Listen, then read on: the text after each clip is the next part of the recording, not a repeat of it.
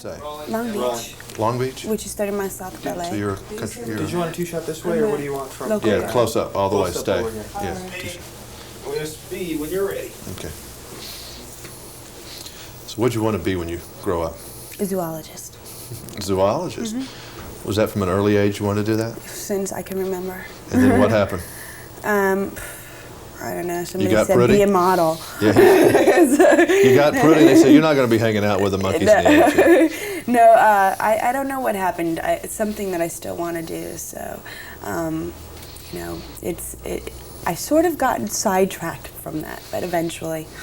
Is there any difference in seeing yourself on a cover of a magazine and then going to the movie theater and seeing you up there, you know, Yeah, 12 feet tall? 12 feet basically is the difference. Yeah. You know, you can't really. It's one thing to look at a picture that's, you know, it's still, and then to actually see what your body looks like when you move and how you move your arms and your hands and what your face looks like when you're talking. It's pretty difficult watching yourself, especially at that size. It's pretty, you know, you get a little shaken up. Did they let you see the dailies as it was going on? I didn't want to see the dailies. I knew that I would just look at that and say, I'm never going to move my arm like that again, and then I'd walk around with my arm you know, stuck to my side the entire time. I think someone said, just don't let them catch me acting is the gist of Right. what you're supposed to do. Exactly. So you just had to kind of not worry about it anymore, right? Not look at anything. I didn't want to see what I looked like, so. Now, what about looking in the mirror in the morning versus when they got through with you with all the stuff they did to you for this film? I mean, it's they've got you. You're unbelievable. Yeah, thank you. Not that you look so bad right now, but I mean, they really. No, I know what you're saying. And no, it was definitely. We got it down. First, it started out taking 2 hours to get me ready with the hair and makeup and everything, and then we got it down to like 45 minutes as we went along. You know, so it's just it was a lot of work. When you look a certain way, do you act differently? Yeah, absolutely. I think when you get into character, when you put yourself into a character, you know, you like the other day I was doing a job where I had, you know, these pink pants on with a cheetah print and a black sweater, and my hair was big and little strappy sandals, and I was, you know, the Miami divorcee who just got the house with the pool, you know. So, you know, you really sort of take with the character, and that's what it was with this. I was a nightclub singer. Your impressions of Jim Carrey, what kind of guy is he? Jim is, well, he's very serious. You can never get him to like bust a joke ever, ever. He's just such a pain. He's hysterical. You know, he's a pleasure to work with. He's every day. You know, you're going to go in and just have, you know, Disneyland when you were 5 years old. You know, so it was a lot of fun. Where does he get this energy? I don't know. He definitely. I think he's got a big supply that he's tapped into someplace, and we don't see the cord he's plugged into. It's like this gasoline that just fuels him all day long. I've never seen anybody do. I mean, he's always ready to do. I've never seen him tired. I've never heard him say, "I'm tired. I can't do this anymore." You know, so. When you have these commercial agents and all these other people who are your agents, when they're selling you, do you have any idea what they're saying about you?